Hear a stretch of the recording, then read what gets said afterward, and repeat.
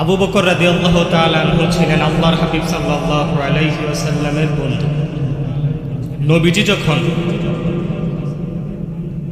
আবু বকর রাদিয়াল্লাহু তাআলা আনহুকে দাওয়াত দিলেন, আবু বকর রাদিয়াল্লাহু তাআলা আনহু কোনো প্রশ্ন ছাড়াই তিনি নবীজির হাতে হাত রেখে কালেমা পড়ে মুসলমান হয়ে গেলেন।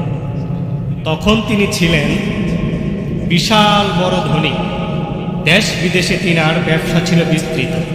তিনি অনেক বড় ধনী ছিলেন, অনেক শিল্পপতি ছিলেন, বিশাল বড় ধনী ছিলেন।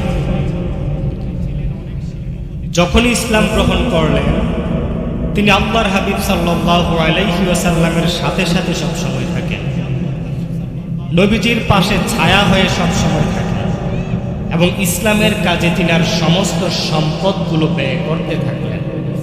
আস্তে আস্তে তিনার ব্যবসাগুলো খুব ছোট হয়ে আসলো, সংকীর্ণ হয়ে আসলো এবং ওনার যে ধন সম্পদগুলো ছিল, এই ধন সম্পদগুলো কমে গেল।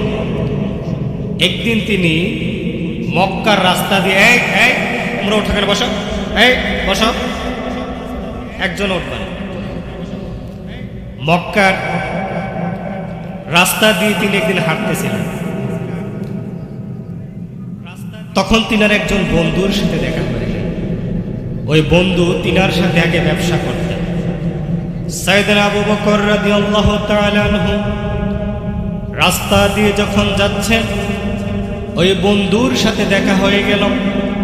ওই বন্ধু ডাক দিয়ে বলতেছেন, ও আবু বকর, তুমি তো অনেক বড় ব্যবসায়িক ছিলে, দেশ বিদেশে তোমার ব্যবসা বিস্তৃত ছিল, অনেক বেশি ধন সম্পদের মালিক ছিলাম, কিন্তু তুমি মুসলমান হওয়ার কারণে, ঈমান আনার কারণে, মুহাম্মদ সাল্লাল্লাহু আলাইহি ওয়াসাল্লামের সাথে থাকার কারণে তোমার ধন সম্পদগুলো আস্তে আস্তে শেষ হয়ে গেছে, তোমার ব্যবসা বাণিজ্যগুলো ধ্বংস হয়ে গেছে, তুমি ক্ষতিগ্রস্ত হয়ে গেছো। বলেন নাউযুবিল্লাহ।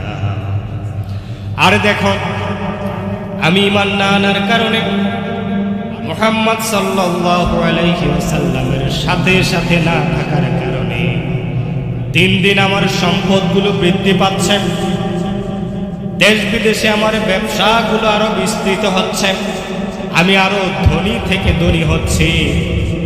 যখন সেই বয়ান দিয়ে চলে গেল, তখন আল্লাহ রাব্বুল আলামিন এই সূরাতুল আসর নাজিল করে জানিয়ে দিলেন, ও দুনিয়াবাসী, আসলে কে সফল কে বিফল? খুব বেশি টাকা, ধন সম্পদ, পদ পদবীর অধিকারী হলেই সফল, নাকি না অন্য কিছু থাকলে সফল? সেটা আল্লাহ রাব্বুল আলামিন জানিয়ে দিলেন।